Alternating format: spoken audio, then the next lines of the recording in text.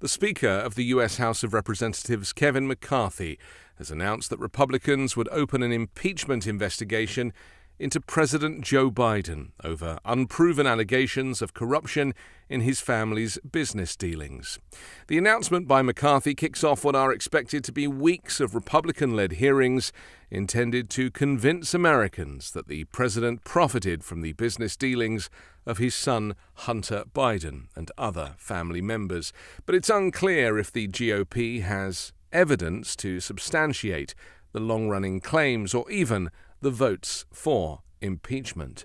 This effort will be led by Chairman James Comer at the Committee on Oversight, in coordination with Chairman Jim Jordan for Judiciary Committee and Chairman Jason Smith on Ways and Means.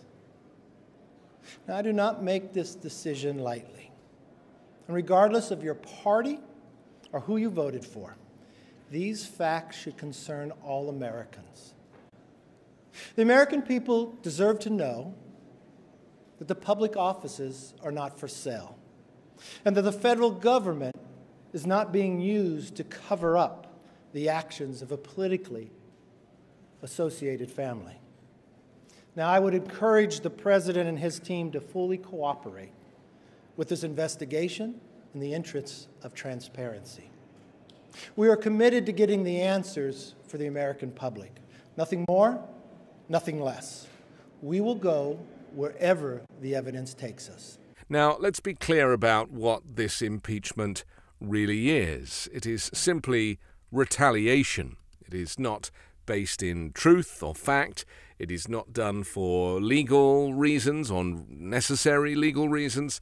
It is purely because there is an election coming up next year, and Donald Trump, who is controlling the Speaker and controlling senior Republicans via his connections, Elise Stefanik and Marjorie Taylor Greene, two people that he has met with or spoken with in the last few days, and directly communicated what he wants. Now, of course, Trump is still furious about his two impeachments. He might parade the fact that they were not ratified in the Senate and that he got off, but in truth, he does not want to be a president that was twice impeached, and he has been trying to have those impeachments expunged via his surrogates in the Senate and in the House.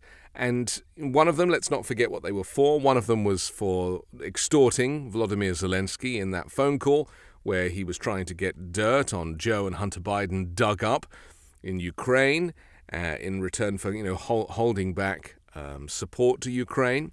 And the second was, of course, for that small thing, trying to overturn the U.S. election. So two things that are effectively serious and significant enough that you would want to impeach a president. Two domestic issues that have ramifications for that president. What they're trying to do with Joe Biden, of course, now bear in mind they've been investigating him now for nearly 2 years and so far have come up with no evidence to suggest that there was any impropriety. They are now using impeachment as a kind of headline to give the impression that Joe Biden has done wrong without any change in the circumstances, without any new evidence. They claim they had a whistleblower and that turned out to be nothing. Time and time again, their claims that Joe Biden has been involved in shady dealings come to nothing. And in a way, using an impeachment as an excuse to find something which they haven't yet found, despite 2 years of investigations, is the reason why it is a sham impeachment. It is not an equivalent impeachment to the two previous impeachments of Donald Trump. So let's be clear about the difference, because Republicans are running out of ideas of how to install or reinstall the disgraced former President Trump back in the White House. They're not having much luck with their policies. They are not having much luck using the kind of traditional far-right and conservative rhetoric. Under Joe Biden, people seem to recognize that he is not an enemy of the state. He's not compromised, as Donald Trump is. and people would rather stay with the safety and security of Joe Biden. So Republicans are having to come up with a methodology that might seem unconventional, but to them is a last-ditch attempt to try and put Donald Trump back in the White House, and that is to impeach Joe Biden in an election year.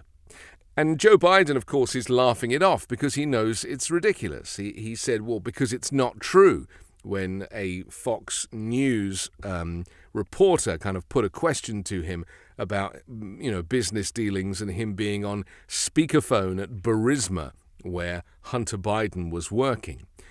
Joe Biden's been very clear throughout that he never had any business dealings with Hunter Biden, famously saying to his son when he took the job at Burisma, "I hope you know what you're doing."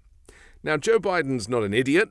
He's been in public service his whole life, and he knows that to allow any kind of interference of his son's private business dealings with his work as vice president at the time would be unacceptable. He's not the type of person to cross the streams like that. In contrast, of course, to the Trump crime family, where we have people like Jared Kushner doing a deal just a couple of days after Trump's presidency ended with Saudi Arabia to the tune of $2 billion. And as you know, Jared Kushner was courting the Saudis throughout Trump's presidency.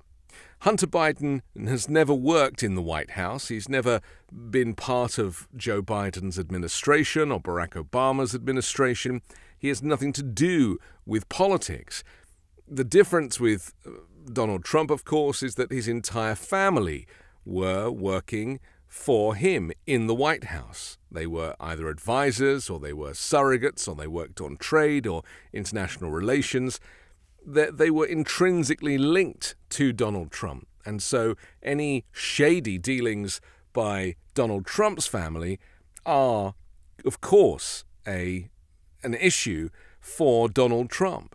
So it's just important to understand and get some clarity between the two essential impeachments. And let's be clear, Donald Trump should really have been impeached the first time for trying to extort Ukraine, and that should have been ratified in the Senate, and therefore the impeachment should have not been wiped clean, and then he would not have necessarily been able to continue as a president. And that was pretty early on in his presidency. So, this is where, unfortunately, the Republicans who were prepared to bail out Donald Trump at whatever cost got themselves into hot water, because now they're stuck. They know that he's not a winning candidate.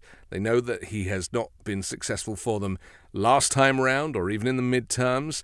And so to have him on the ballot for 2024 is not helpful. But they haven't lined up anybody else. Trump is still pulling the strings.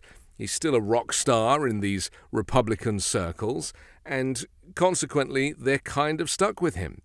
And the other issue is Kevin McCarthy did a deal with the devil to get his speakership. Marjorie Taylor Greene and Matt Gaetz and these type of people, and they are taking their direction from Donald Trump. Donald Trump wants Joe Biden impeached. He doesn't care whether there's any truth to it. He doesn't care whether it's factual or what the outcome will be. He just wants the process put in place. Whether they have the votes for it or not is not the point. It is causing more chaos of the American political system, especially in the run-up to the election. And for that reason, it is essential that the truth come out, that the facts come out. And, my fear is that Joe Biden will just brush it off and be like, well, they don't know what they're talking about, because he is marinating in the facts, but they are not. And the MAGA Republicans, they don't care for the facts. They probably know deep down that there is not an impeachment trial to be had, but they're just going for it anyway. This is the last act of a desperate party running out of ways to secure any kind of victory at the ballot box in 2024. I'm Anthony Davis. You can hear me every day on the 5-Minute News podcast, on Wednesdays co-hosting Uncovered with Ron Filipkowski, and on Sundays on The Weekend Show with Midas Touch.